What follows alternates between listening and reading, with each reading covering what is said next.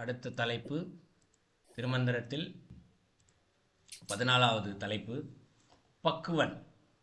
பக்குவன் தலைப்பிற்கு பெயர் காரணம் இறைவனை அடைவதற்கான இல்லை இறைவனை அறிவதற்கான இல்லை இறைவனை உணர்வதற்கான மன முதிர்ச்சியை பெற்றவர்கள் அப்படின்னு பெயர் காரணமாக எடுத்துக்கலாம் இந்த இடத்துல. ஸோ நம்ம அபக்குவன் தலைப்பு பார்த்ததுனால அதுக்கு அடுத்து பக்குவன் தலைப்பு வர்றதுனால ஸோ எல்லாருக்கும் பக்குவன் என்றால் யார் என்று ஓரளவுக்கு நன்றாகவே புரிந்திருக்கும். அதில் நேரடியாக நாம் பாடலுக்கு செல்வோம். ஸோ முதலடியில் தொழுது அறிவாளர் சுருதிக்கண்ணாக, இது முதலடி. தொழுது அறிவாளர். தொழுது என்றால் என்ன? இறைவனை வணங்குதல், இறைவனுக்கு சேவைகள் செய்தல். ஐயா கொஞ்சம் மீட் போட்டுக்கோங்க ஐயா. ஸோ இறைவனுக்கு சேவை செய்தல், வணங்குதல், இதெல்லாம் தொழுதல் தான். நம்ம தொழுதல்னால் இறைவனுக்கு முன்னாடி நின்று 2 கையை நீட்டி வணங்கி பிரார்த்தனை செய்வது மட்டும் தொழுதல் என்பது அல்ல. கோயிலுக்கு சென்று நாம் அந்த இருக்கின்ற இடத்தை சுத்தம் செய்தல், இறைவனுக்கான செயல்கள் என்னென்னலாம் இருக்கோ எந்த செயலை செய்தாலும் அதெல்லாம் தொழுதலில் சேர்ந்துடும் இந்த இடத்துல. அப்போ யார் ஒருவர் பக்தியோடு இறைவனை தொழுகின்று அறிவாளர் அப்படிங்கிறார், அறிந்தவர்கள் இந்த இடத்துல. ஸோ எப்படியெல்லாம் இறைவனை தொழுகல், எப்படிலாம் அவருக்கு சேவை செய்தல், இதெல்லாம் தெரிஞ்சு கொண்டவர்கள் இந்த இடத்துல. அவர்கள் சுருதி கண்ணாக அப்படிங்கிறார். சுருதி அப்படின்னா சுதி அப்படின்னு சொல்லுவாங்க, சத்தம். இந்த இடத்துல இசையில் சொல்லுவாங்க இல்லையா, சுருதி சரியாக சேரணும் அப்படின்னு சொல்லுவாங்க இந்த இடத்துல இசையில்.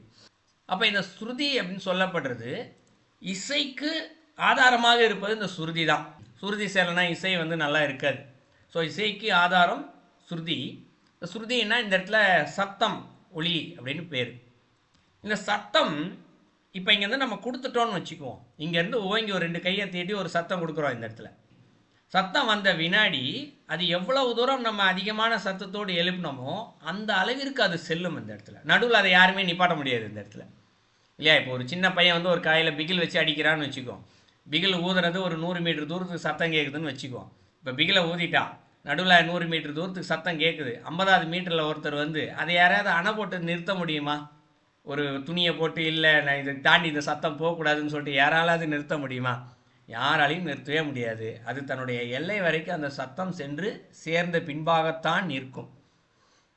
அதுபோலவே இந்த தொழுது அறிவாளர்கள் இருக்காங்க இல்லையா, எப்படி வணங்க வேண்டும் இறைவனை என்று அறிந்து கொண்டவர்கள் இருக்காங்க இல்லையா, இவங்க என்ன பண்ணுறாங்களாம், எப்படி இந்த சத்தமானது ஆரம்பத்தினே அந்த இறுதி வரைக்கும் தன்னுடைய குறிக்கோளாக சென்று சேர்ந்து விடுகின்றதோ, இந்த சத்தத்துக்கு எந்த விதமான இதுவுமே இல்லை, எதிர்பார்ப்போ தடையோ எதுவுமே கிடையாது. அது எங்கே ஆரம்பிச்சது அது வாட்டுக்கு தன்னுடைய வேலையை செஞ்சு அது இறுதியில் போய் நின்றுட்டு முடிஞ்சிடும். அதுக்கப்புறம் சத்தம் கேட்காது அந்த இடத்துல.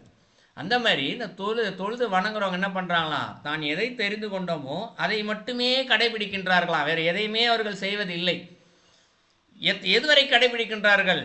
அறிந்த இறைவனோடு சென்று சேரும் வரை, அறிந்த இறைவனை உணரும் வரை தாங்கள் எதை தெரிந்து கொண்டார்களோ அதை அவர்கள் செய்து கொண்டே இருக்கின்றார்கள், தொழுது கொண்டே இருக்கின்றார்கள். அதுதான் சுருதி கண்ணாக அப்படிங்கிறார். கண் என்றால் இந்த இடத்துல கண்ணோட்டம் அப்படின்னு பொருள், நேரடியாக பொருள் பார்க்கும்போது குறிக்கோள்னு சொல்லுவோம் இல்லையா. உன்னுடைய கண்ணோட்டமே சரியில்லைப்பா, இது பேச்சுவாக்க சொல்லுவோம். அப்போ கண் என்றால் இங்கே பார்ப்பது மட்டும் அல்ல, பார்ப்பதன் விளைவாக இருக்கக்கூடிய சிந்தனை இருக்கு இல்லையா, இதுதான் கண்ணோட்டம் இந்த இடத்துல. அப்போ கண் என்றால் நேரடியாக பார்ப்பது மட்டும் அல்ல, நாம் என்ன செய்தோமோ அதை செயலாக இங்கு செய்வதும் தான் இந்த இடத்துல சுருதி கண்ணாக. ஸோ அப்போ முதலடிக்கு என்ன சொல்கிறாரு, யார் ஒருத்தவங்க இறைவனை எப்படி வணங்குகின்ற முறையை, இறைவனுக்கு சேவை செய்கின்ற முறையை தெரிந்து கொண்டார்களோ அதை மட்டுமே குறிக்கோளாக கொண்டு அவர்கள் செயல்பட்டு கொண்டே இருப்பவர்கள், இவர்கள் பக்குவர்கள் இந்த இடத்துல. இதை முதலடியில் சொல்கிறாரு. 2வது அடியிலாம் சொல்கிறாரு பழுது அறியாத பரமகுருவை.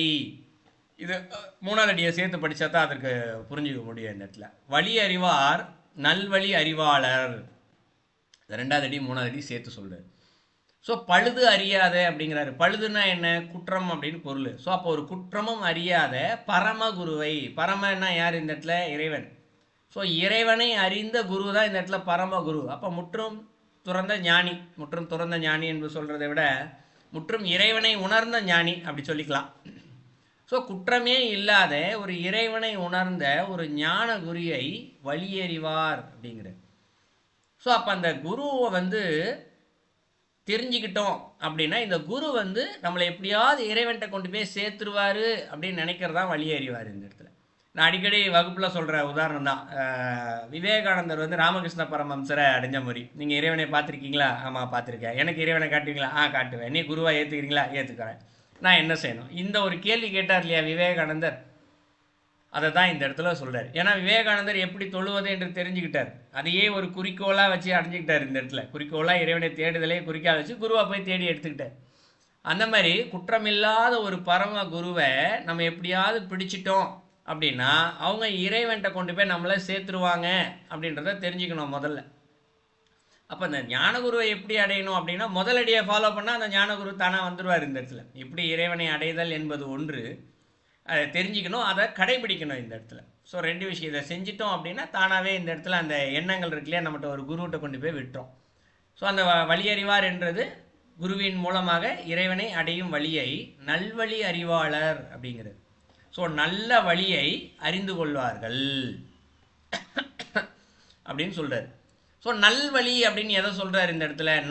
நல்ல அப்படின்னா என்ன பொருள்? நல் அப்படின்னு சொல்லப்படுறதுக்கே இந்த இடத்துல ரொம்ப கடுமையான அப்படின்னு பொருள் இந்த இடத்துல.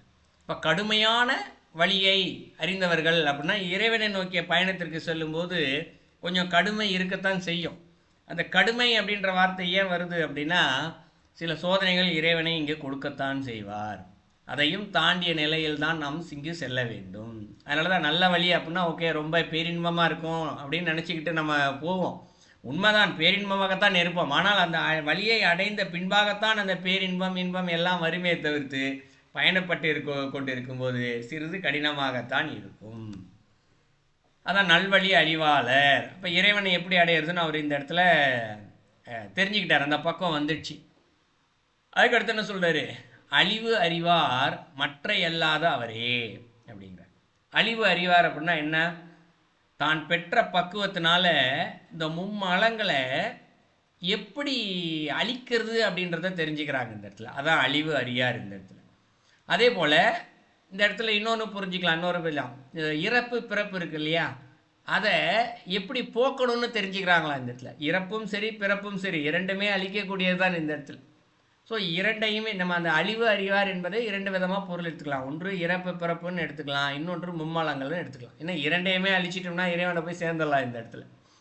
மற்றை அல்லாத அவரே அப்படிங்கிறார். மற்றைனா என்ன இந்த இடத்துல? இதை இரண்டு வகையாக புரிஞ்சுக்கலாம். மற்றை அல்லாத அவரே அப்படின்றது ஒன்று இறப்பு பிறப்பு இல்லாமல் போகணுன்ற ஒரு அழிவை தெரிஞ்சுக்கிட்டவங்க இந்த உலக வழிகள் இல்லாத ஒரு வழியை தெரிஞ்சுக்குவாங்களாம். உலக வழினா என்ன இந்த இடத்துல? ஆசைகள் பின்னால் செல்கின்ற வழி தான் மற்றைய வழி. ஏன்னா ரெண்டே வழி, ஒன்று இறைவன் நோக்கிய பயணத்திற்கான வழி, இன்னொன்று உலக ஆசைகளை அனுபவித்துவதற்குண்டான வழி.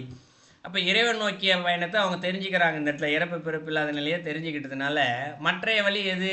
உலக ஆசைகள் பின்னால் செல்லுதல். ஸோ இந்த இல்லாத அந்த வழியை அவங்க அறிந்தவர்கள் ஆவார்கள். அதான் அல்லாத அவரே அப்படின்னு முடிக்கிறது. இது ஒரு பொருளாக எடுத்துக்கலாம். இன்னொரு பொருள் இந்த இடத்துல இந்த மும்மலத்தை எப்படி அழிக்கிறது அப்படின்னு தெரிஞ்சுக்கிட்டாங்க இல்லையா, அதனால இது அழிஞ்சிடுச்சு இந்த இடத்துல. மும்மலங்கள் அழிஞ்சிடுச்சு. அப்போ மற்ற அல்லாதனா எது மற்ற அல்லாத? மும்மலங்கள் அது அழிஞ்சிட்டதுனால இறைவனை அடைய தடையாக இருக்கின்ற மற்றவைகள் எதுவுமே இவர்கள் இல்லாதவர்களாக இருக்கின்றார்கள். அதான் மற்ற அல்லாதவரே அப்படின்னு சொல்லி முடிக்கிறார். ஸோ நாலாவது அடிக்கு ரெண்டு வகையாக புரிஞ்சுக்கலாம் பொருள், ரெண்டுமே சரியாக பொருந்தும் இந்த இடத்துல.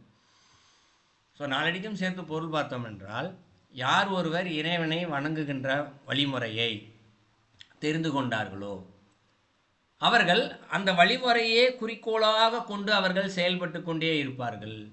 ஸோ செயல்பட்டு கொண்டே இருக்கும் பொழுது ஒரு குற்றமும் இல்லாத ஒரு குருவை அவர்கள் தேடி அடைவார்கள். அந்த குருவின் மூலமாக அந்த இறைவனை அடையும் வழியை அவர்கள் தெரிந்து கொள்வார்கள். ஸோ அந்த குரு காட்டுகின்ற வழியை தெரிந்து கொண்டபடியால் அவர் சொல்லுகின்ற வழியே இவர்கள் கடைபிடிக்கும் பொழுது எப்படி கடைபிடிக்கிறாங்க? திருப்பி அதே போல சுருதி கண்ணாகத்தான் கடைபிடிக்கிறாங்க இந்த இடத்துல.